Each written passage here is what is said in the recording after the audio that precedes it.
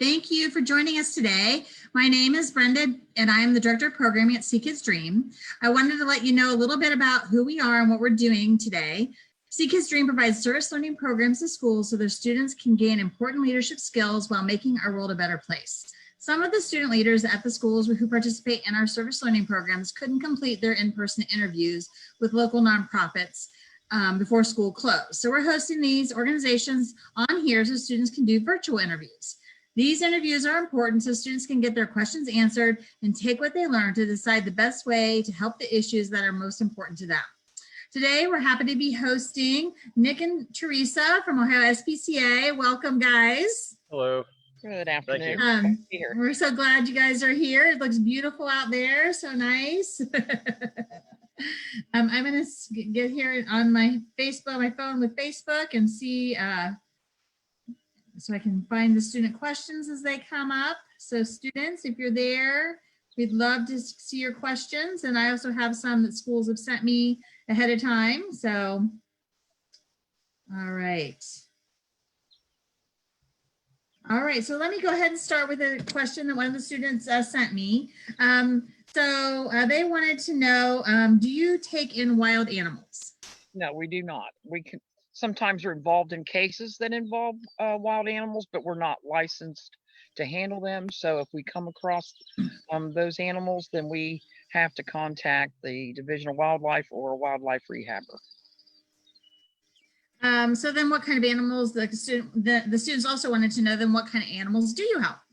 Oh, everything from cows and pigs and goats and sheep and horses to birds and 300 dogs and cats. So there's not an animal that we won't help. That's great. That's great. Ridgewood Elementary wants to know, how many animals do you help in a year? Over 1,000. And I have another school that wanted to know, what's the rarest animal you've rescued? Have you got anything reptiles? I can't say that nothing, I guess, because we get so many of all different kinds of animals, you know, all the farm animals that are out here. You know, once in a while we'll get, you know, reptiles, snakes and so forth, but we usually then contact someone that's able to handle those. So I guess we can't really say that there's anything that has surprised us that we've come across so far. Yeah. So Ridgewood have kind of follow up to that. They said, what's the most unique animal that you've helped?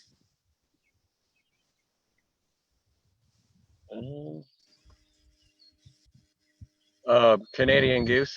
The Canadian goose? Yeah. And again, that was an animal that we had to find someone that was legally able to keep that animal. Yep, he had a broken beak, and he was injured, and they were able to rehabilitate him and release him back. Very nice, very nice. Do you have any animals? One of the schools wanted to know if you have animals that you adopt out. Yes, we do. We adopt out farm animals, and we adopt out, of course, dogs and cats and little pocket pets. You know, like I said, we take in over 1,000 animals a year, but then as far as the animal lives that we touch, it ends up being several thousand a year, people that we were able to educate when we're called out to help. So even though we don't have to take animals every time we go out, we can make their lives better. I have another school that wants to know, how many animals do you have right now? 400. 400. It's a lot of animals to take care of. I have another student that wanted to know how long your organization has been around, and why did you start it? 1983. Actually, I was one of 2 school teachers that founded the organization. At that time, we were known as the Ohio Humane Education Association. And so we had been volunteering at a local shelter that was unfortunately killing animals almost every day. And we wanted to target the young people and educators to see if we couldn't get a better generation out there to help the animals. So that's what we did until about, and we still do, until 2001 when we started going out across Ohio and finding out things that were happening at dog shelters like gassing and shooting. And then that led us to investigating, small and large scale cruelty cases. And that's when we changed our name to the Ohio SPCA. Very nice, very nice. I have another question from Ridgewood. What do you consider to be animal cruelty? So there's a lot of things that can be considered animal cruelty. Not providing the proper veterinary care, like we go to the doctor, not providing the proper food, not providing any type of nutrients, whether it be food or their medicine or, anything like that, shelter, physical abuse, like striking or hitting, things like that. They also wanted to know at Ridgewood, how many animals do you save who get reported for cruelty investigations? How many do we save from those investigations? Yeah. Or how many investigations do you do a year? Oh, hundreds of investigations. And then we also refer, if we get a complaint and we know that there is someone in that county, like an active humane agent, then we can refer those people to that entity. So we, primarily our work is investigating in poor counties that have really no resource. Maybe they don't have a humane society, maybe they don't have a humane officer, or the sheriff and the police are, the ones that are doing it, and oftentimes they're not sure how to carry out the investigation and removal of animals. So a follow-up question with that is how often do you have to take the animals from those situations? I would say about 50%. Half of it's, we try to solve it with education by doing follow-ups and stuff like that. And then some of it's either too far gone for education or the people aren't complying with what they need to do. And then we go from there. But I would say it's pretty much half and half. Some of it can get solved with education and follow-ups, and some of it does have to get solved with the animal being removed and a person being prosecuted. Ridgewood also wants to know what they can do to help you. Well, our number one need, of course, is always monetary donations. We have horrific vet bills. But many, if not most of the animals that we bring in, every week it happens. They've been, injured, hit by a car. They're sick. We've taken animals that need bones fixed, eyes removed, tumors removed. We just removed a cancerous tumor off of a dog this week. So that's our number one expense, is be able to house that many animals and provide veterinary care, because we do everything before the animal is put up for adoption: spay, neuter, all the vaccinations, all the testing, and then any medical treatment that was needed. So that's our number one need. And then two, a lot of people donate in-kind donations that are the supplies that we use every day, from food to cleaning items. Number three, they can help by being a voice, which I think they've already starting to learn how to do that. But the more people that speak up about animal abuse, the more animals will be helped. And if they see an animal in danger, or they are concerned for an animal, tell a parent, tell a teacher, that way it could get reported to the correct agency, and that they can get checked out. So Ridgewood wants to know, what kind of animals do you get the most, the breed or kind of animal that you get most often? Dogs and cats is a lot of it. And then the next one would be like horses. Although we did do a case with 250 goats at once, yeah. So that was pretty big. So it just goes, cat hoarding is a big one. So we get called out on a lot of cases where cats are living in very filthy conditions without medical, care. So it just kind of goes in flux. We might get a lot of horse calls for a couple of weeks, and then it might go back to cats and dogs. I have a question from another school that they want to know, how old do you have to be to volunteer? We generally request that they be 18, especially if they want to work with large animals. Otherwise, 16 with a parent. And so then another question that one of the students sent me was, how do you help animals with disability or sickness? Oh, absolutely. Old age and treatable illnesses is not a death sentence with the Ohio SPCA. So animals that are blind, deaf, we have to take a leg off. They're three-legged. Animals with diabetes, thyroid conditions, those animals are treated. I mean, we also have sanctuary dogs and cats. So we currently have a little toy poodle that's 20, and she has Cushing's disease, and we've provided her with the best care. So we have a three-legged goat. So it doesn't matter if an animal is disabled or elderly. It is the quality of life that we want to provide for them always. Another question that I had from students was, what animal have you had the longest in your care?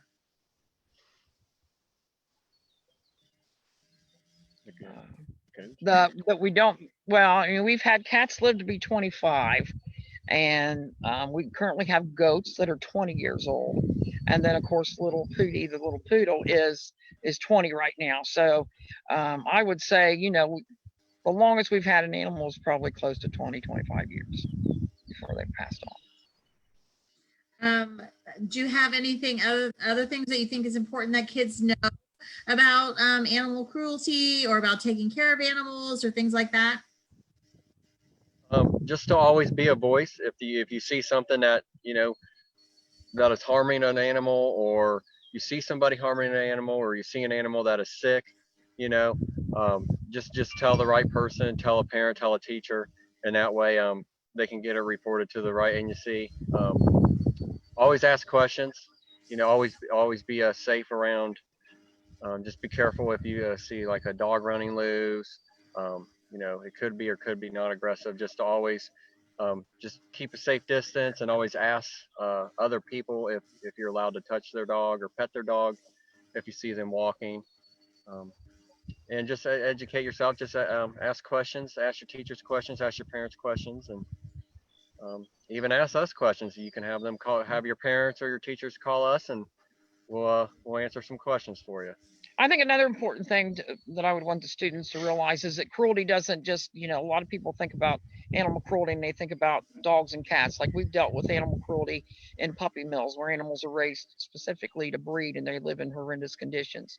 But what I would want everyone to understand is that there's really not an animal that we haven't found to be abused. So, all of the domestic farm animals and, the animals that we typically take into our homes, like rabbits and potbelly pigs and dogs and cats and little pocket pets, we have found abuse along all of those animals. So it's not just, the dog that's tied out back. It might be the horse that is about to die in a barn because he's being starved. Another question that a student sent me was, how many locations do you guys have? We just have one, the shelter, where the 300 dogs and cats are housed, and then we have a farm sanctuary. And that's where you are today, right? Yes. And that's Bambi and Bobo. They were both rescued from cruelty cases where they were being starved. I know Teresa shared with why she got involved or started Ohio SPCA, but Nick, how did you decide that this is something you wanted to do? I've loving animals and being around animals has always been just a part of me. And then an opportunity came up a few years ago to be a humane agent for our county, and I've been doing that I did that for about 3.5 years, and this opportunity came open, and I decided to take it to just to broaden my experience and learn more, and still continue to help animals in a different position, and continue to help a big organization to continue to help the animals. So one question that a student sent me was, do you have a favorite animal that you've rescued or kept that you've had to help over the years? I think horses always have a soft spot for me. I grew up with horses, and I learned to ride when I was young, and I was in 4-H and stuff like that. And I think horses is one of the biggest things because they're just such big, gentle giants. And when you see a large animal in agony or sick or shape from evidence of abuse, it's just different with any animal. And I think depending on the situation, you just feel a little bit different each time. But Yeah. and everybody's got their favorites. Some people like dogs, some people like cats. I like horses more, but I love them all. So Yeah. How about you, Teresa? You know what? Years ago, before I got really heavy into helping farm animals, I would have leaned towards a dog or cat, and I still do. I mean, I love them all. I guess because I get so close to them, I'm close to a lot of the goats. They and of course I've had dogs that I've lost that just actually broke my heart, and also a horse. So I just can't, I can't say that one animal was more important or that I loved one more than the other. I think when you lose an animal, it's tough and you grieve for a long time, um, and you never forget them. But I can't say, I guess I can't really say that there's Yeah. just, because I've had so many. I mean, Yeah. I've had a lot. So, I some days I'll go to call a dog into the house, and I'll might use a name of an animal that's passed maybe 20 years prior. So I think, even though they're gone, they're still with us in our memories. Mm-hmm, mm-hmm. So I got another question from a student. What is the hardest situation you've had to investigate? I think a harder situation is when an animal's quality of life is pretty low and it's really sick, and a person is neglecting the fact that an animal has to pass on, and they need to make that right decision. So you do have to kind of get on that level with somebody to, but in the same place, be there for that animal and do the right thing, or the lack of veterinary care if someone thinks, what they're doing is fine. Um, I think that's hard to try to get that person to understand. And then when the animal, it, it becomes neglected from just not going, getting regular checkups or regular, medicine or anything. That's always the hardest. And then you might have to remove or have that animal forcibly, humanely euthanized if, I think that's the hardest type of situations. When I look at all the different cases that we deal with, I think in respect to what we find on a property, and we've gone into so many cases that we're hoarding, that the home and the animals were in such bad shape that it was, sanitary wise, it was barely safe for us to go in there, even with full hazmat apparel on. But I think we've done so many cases where that we were actually, examining dead bodies. The 250 goats that we removed, there were 85 dead at the property. So we removed the ones that were alive, and this man had them in his house, and he had them in the refrigerator. I mean, those are the kind of things that we come across. And the other thing that we've worked on for years is to end the gassing in Ohio. And we only have one county that's still doing that, apparently based on the need that they think they have to euthanize aggressive dogs like that, 8 or 10 a year. But we've come across such horrifying situations in that since 2002, where dogs were being put into gas chambers, shot in the head and then buried into graves that we were actually walking on with fur and collar sticking out of the ground. So I think we always, when we go into a case, we have to be professional. Sometimes we have to examine and photograph dead animals, and I think we carry out what we know we have to do as investigators, and then when we get home later that night, the reality of what we've dealt with kind of can hit hard. Yeah, yeah. I know Ridgewood had asked earlier in another interview, how has the pandemic and COVID changed what you guys are doing, or has it affected you guys a whole lot? Absolutely, it has, because we have a small staff anyway at our shelter, and so we decided to, of course, close our shelter. We decided against attempting to do adoptions because we didn't want the public coming in. We didn't want to put them at risk, and we didn't want to put our staff and a core group of volunteers that were permitted to still come in at risk. So I think the other thing that's been, basically is because a lot of people are without a job, and donations have dropped probably 90%. So you can see how devastating that is for us to lose that much support.